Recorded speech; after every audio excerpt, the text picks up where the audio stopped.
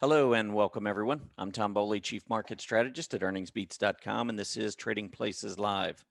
It is Monday, November 16th, 2020, and I am pre-recording this Trading Places Live for Tuesday, November 17th. Futures are mixed after the Dow Jones nearly touched 30,000 for the first time in history during the trading day on Monday.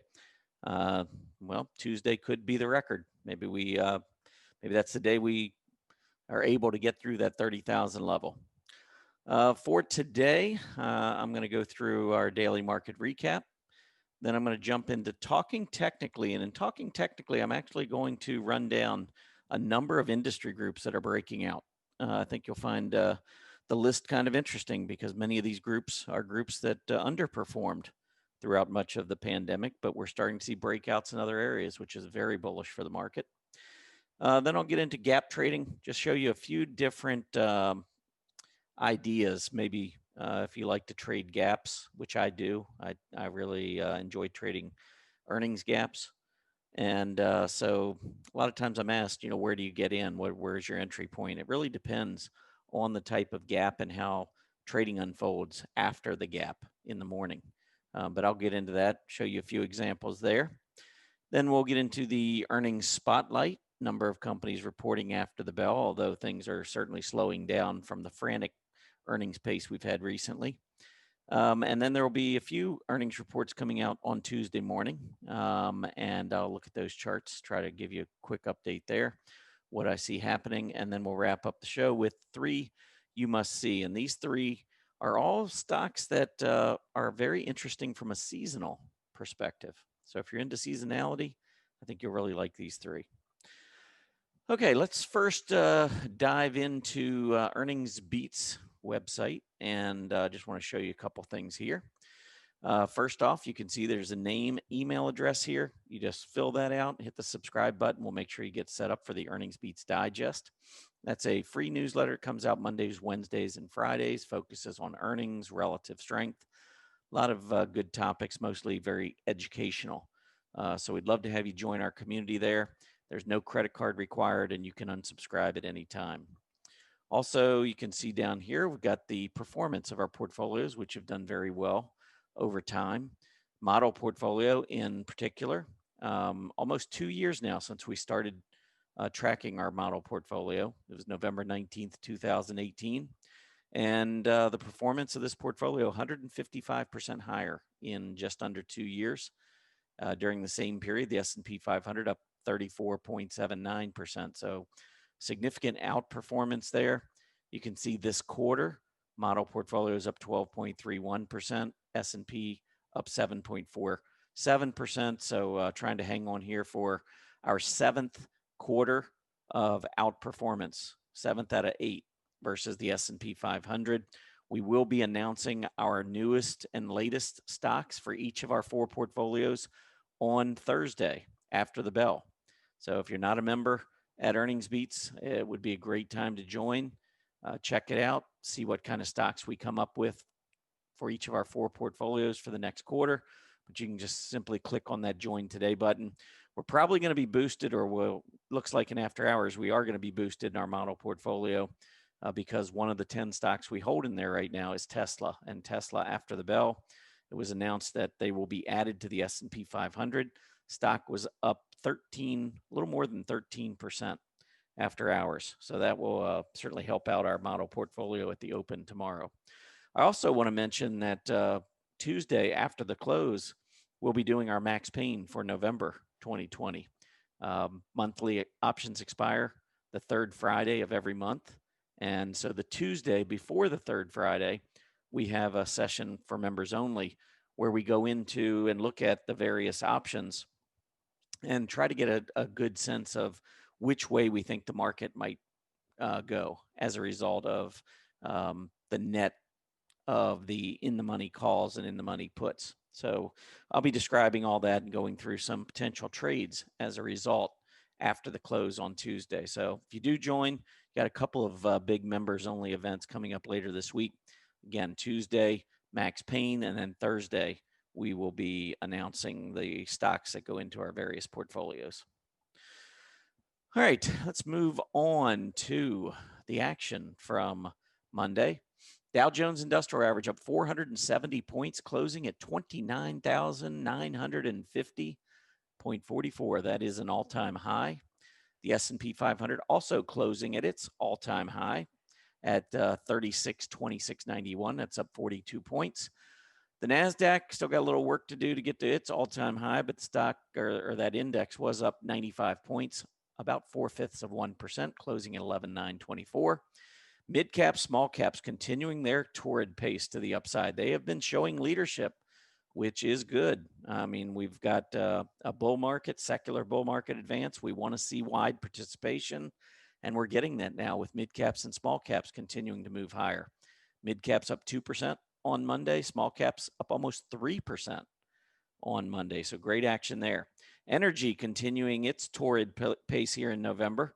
The XLE up 6.5%. Crude oil continues to rise, and that is certainly sending energy prices higher. Industrials, big move in industrials, up 2.44%. Financials up almost 2.25%. As far as the industry groups, you can see one of the oil groups up over 9%. That was certainly helping energy, but up 9.25% after putting in this double bottom in October. Easy breakout here above both the moving averages, and now we are in an uptrend. We'll see whether or not we can clear 140 on the DJUSOI. And then in the durable goods area, you can see the top that we're trying to break through is about 1150, 1155, 1160. Downside, we've had some pretty good support around 1125, 1130, or excuse me, down around 1080 or so. We closed at about 1130. So we're in a trading range, but this was the worst performing industry group on Monday, down about 1%. There weren't many groups down on Monday. Most areas of the market were higher, but we did pull back, still in a range, just in a consolidation range. So I think everything's still looking pretty good here. All right, moving on to the 10-year Treasury yield. We did see it move up about 1 basis point, rounded. That works out to about 0.91% right now. We closed at over 0.95% 2 consecutive days, which we could not do back in June. So right now we're just extending this uptrend. And the thing is, if you follow history, you follow rotation from these various asset classes, when yields are rising, that means the Treasury market is selling off. And so the proceeds coming out of Treasuries are finding their way into equities, which is typical. That's what we normally see. So we've got this uptrend started. I think this is just another one of the signals that's pointing to higher prices in U.S. equities, as far as I'm concerned. So I would continue to watch this. As long as we're uptrending here, that generally would be very bullish for equities. Now, on Tuesday, we do have a number of economic reports due out. October retail sales expected to rise 0.4%.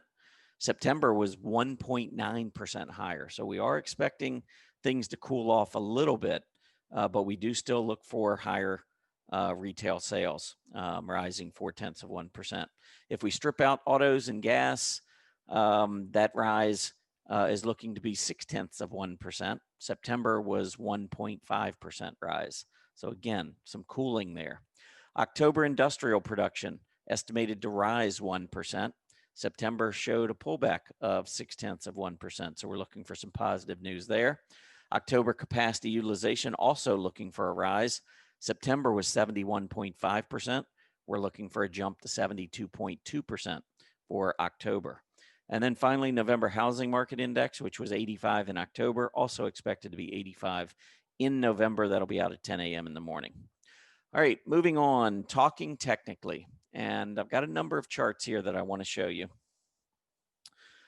These are industry groups that are breaking out either above recent highs or maybe even highs back in January and February. In the case here of our first one, broadcasting and entertainment, we gapped up, got up to that 1650 area where we had struggled back in January. Well, we broke well above it today, closing at 1691. So very good action. The other thing I really like about this group is while it's going higher, it's also setting new highs on its accumulation distribution. So as this continues to rise, it suggests that we could be seeing some institutional accumulation, and volume has been pretty strong on this latest November rally. So broadcasting and entertainment look pretty good here. Publishing. Pulling up the chart here on publishing, you can see again the breakout. Look at the tops coming in. Both February and August, we topped out at just a little above 470, maybe 470, 475.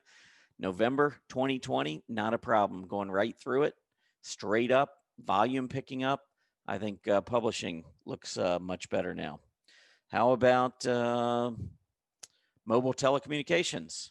Mobile telecommunications making the breakout above that September high, continuing to advance, 20-day rising above the 50. This one I think looks really nice. How about restaurants? Restaurants gapped up last week with the vaccine news, pulled back, filled the gap, came down to the 20, and now started to rise again today with even better news. I didn't mention it, but last week, of course, we got the news from Pfizer saying that their vaccine that they've been working at or working on has about a 90% or maybe even a little bit better than 90% efficacy rate. So it's been very, proven to be pretty strong and pretty reliable in treating or in preventing the coronavirus, COVID-19. Well, this morning, we got our second batch of good vaccine news, and this was from Moderna, mRNA. Moderna had a really strong day, but their efficacy rate was over 94%. Dr. Fauci was hoping to get a vaccine that would have maybe about a 75% efficacy rate. I always want to, that's a hard word for me to say for some reason. But anyway, we weren't really looking for the solid results that we're getting. And I think what this is doing is it's potentially creating an opportunity where maybe this virus is not going to be a problem throughout 2021. In fact, maybe by the middle part of the year, I was reading one of the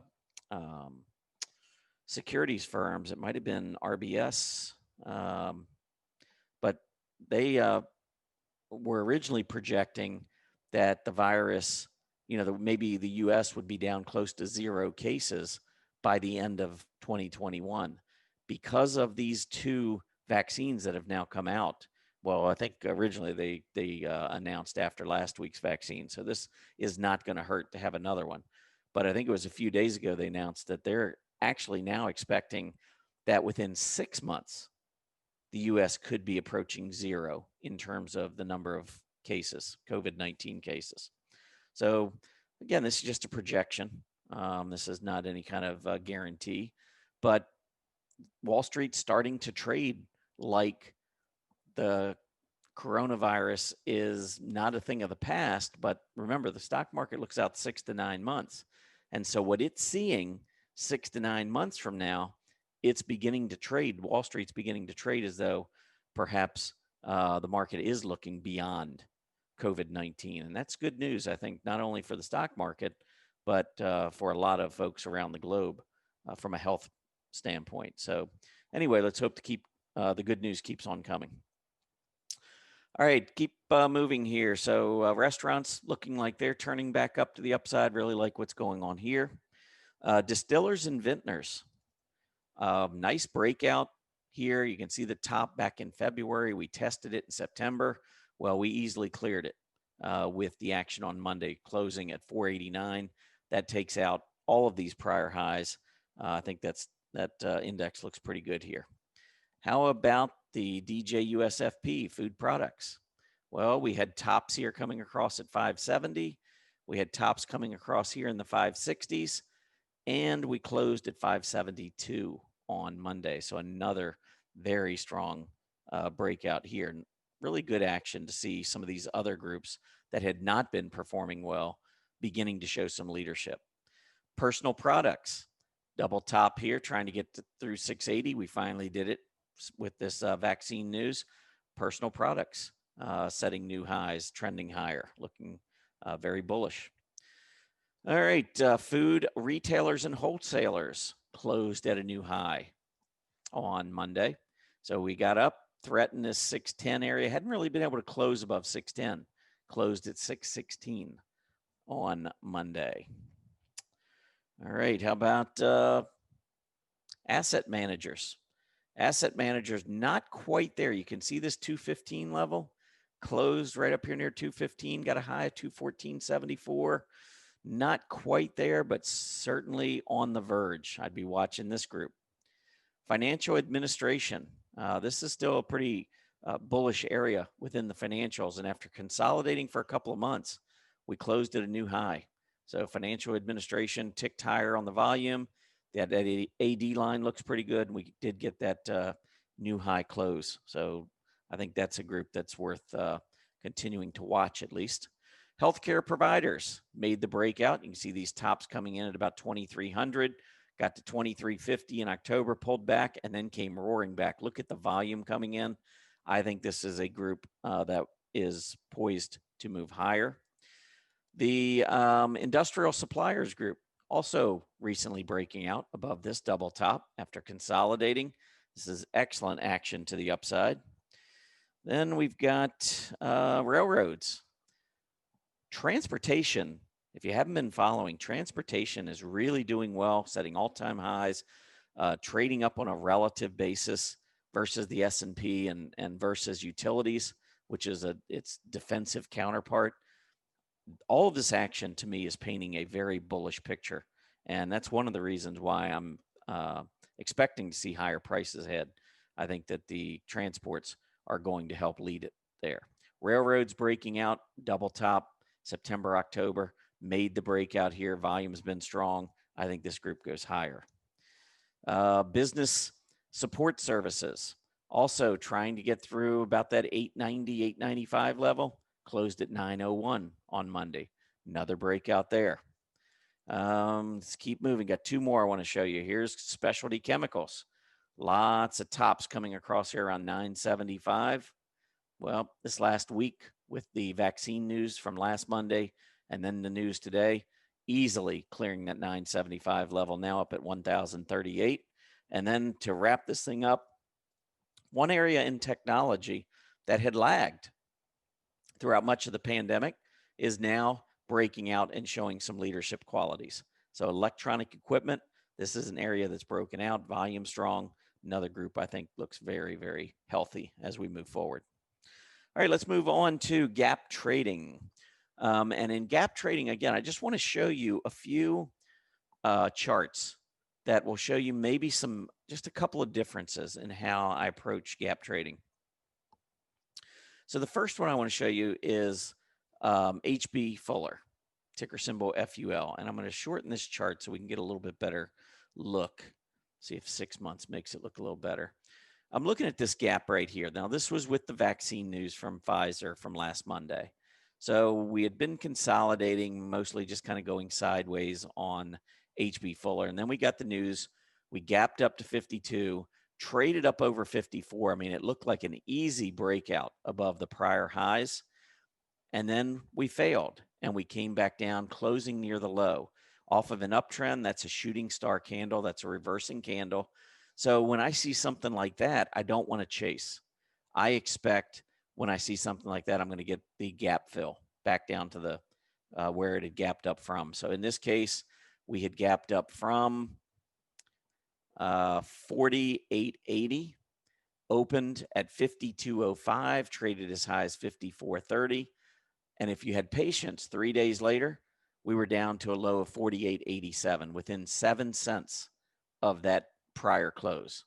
We also were testing the rising 20-day. So if you believe that this gap up and breakout was starting an uptrend, well, you want to buy on the 20-day test. Well, the 20-day test happened to be almost right at gap support. That was a solid reward to risk entry point. Now, unfortunately, I don't own it. I didn't see it at the time, but that's the type of trade that I certainly would look for. When I can get the combination of gap support and the rising 20-day moving average, I normally will jump on a trade like that, especially if it's in an area of the market that I'm looking at. All right, the second chart I want to show you. Now, this is a different animal. Notice with HB Fuller, we gapped up, traded higher intraday, but came back down, closed at the low. So it just kind of, and if you think about it, when you gap up, if there's volume involved and there's a lot of folks jumping in at the open, you've got market makers on the other side of these trades, and they're shorting. So it makes sense that most stocks will fill their gap. Let me give you an example of one where that typically doesn't work, though. Bed Bath & Beyond. All the way over here, I want you to look at this gap up. See this huge volume? Move up. We did finish with a little bit of a hollow candle, but look at what happened afterwards. If we had gone back down the next day and finished lower, I would have expected this gap to fill. But instead, on very heavy volume, we continue moving higher throughout this first couple weeks of October.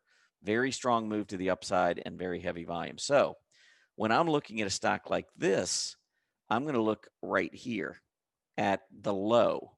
So we gap up, and during the day on massive volume, the lowest we could go, I'm going to pull back out of here now. You can kind of see that we come right back down to this level, but I'm going to go back out because I want to get that actual price.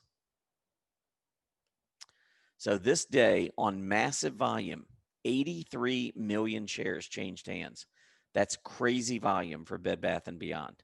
The low that day was $17.95. So that means buyers stepped in. With heavy volume, buyers would not allow the price to go below $17.95. Now, when you come all the way over here, the low was $17.99, within 4 cents of the top of gap support.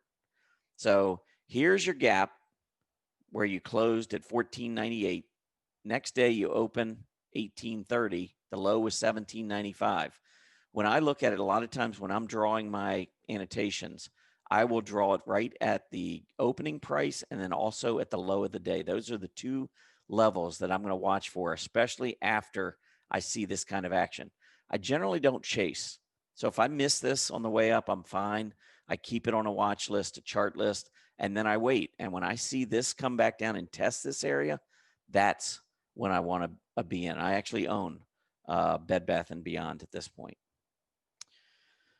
All right. One more. I'm going to give you one more example of a stock that gaps up and how I would look at it. And this is Crown Holdings. So Crown Holdings, CK, I want you to look at this gap over here in October. So here we had closed at 82.16.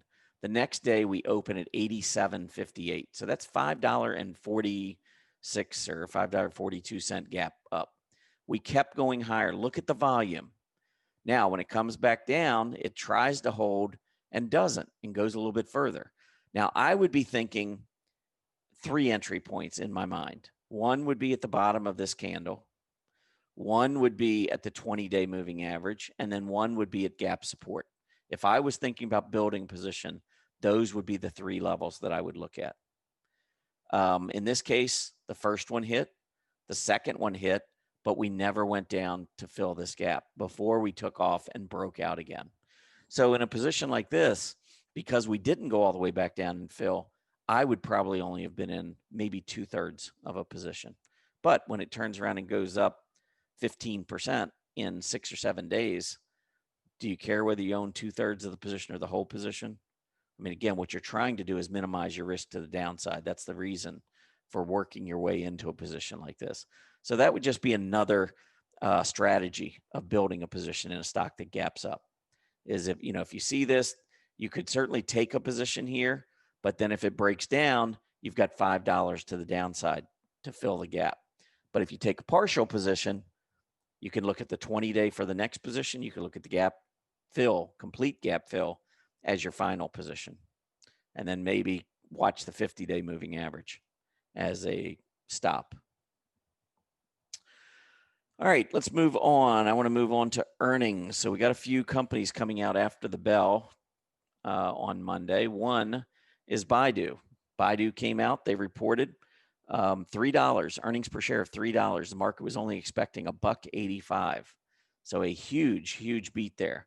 Now, Baidu, I did not like that false breakout today, and it is down 2% after hours.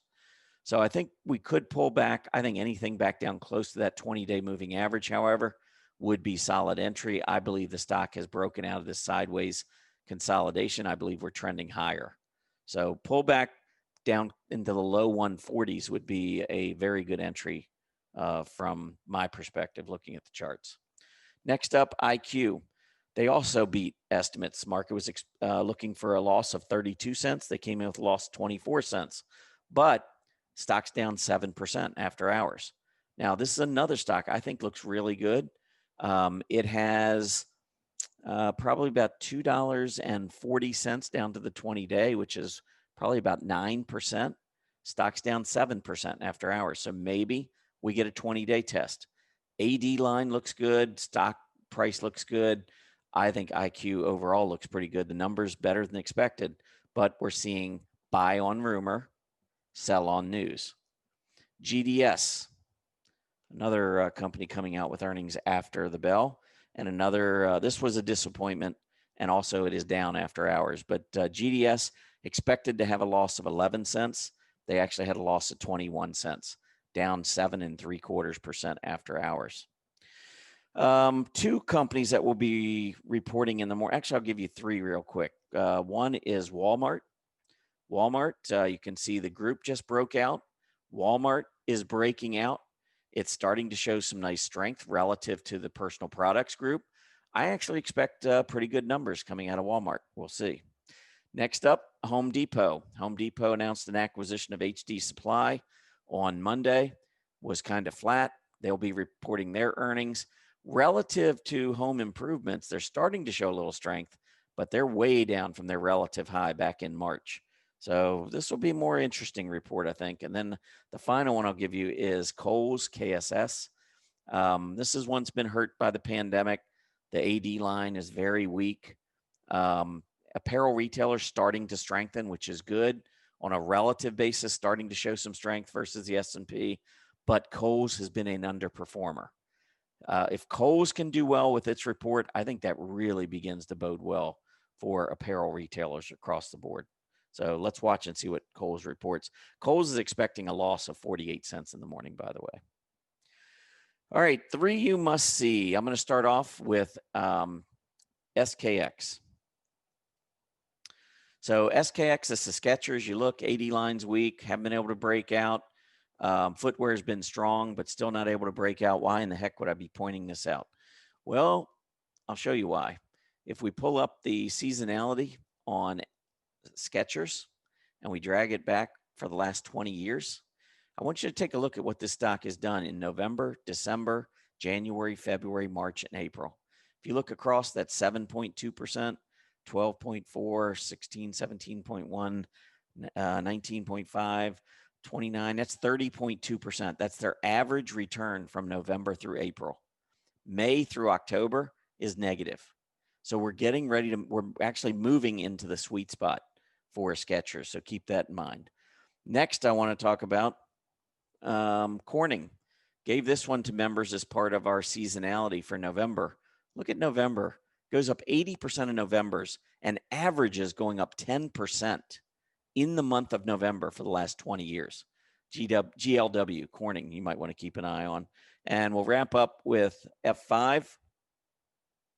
And F5, if you drag this back 20 years, 85% of November's goes higher, 8.5% November average return over the last 20 years. And if we pull up the chart, look at what's going on right now. F5 breaking out above recent highs. So you got seasonality on the stock side. I think it goes higher. All right. I want to go ahead and wrap up. Appreciate everybody listening. I'll be back on Wednesday morning over at Earnings Beats for your next Trading Places Live. Take care and happy trading, everybody. Hey, Grayson Rose here with StockCharts. Thank you so much for watching. I hope you enjoyed that video. If you did, consider giving it a like down below, maybe leave us a comment, and if you're new to the channel, you can subscribe at the link up above. We're gonna bring you daily content from an incredible collection of technical analysts and financial experts.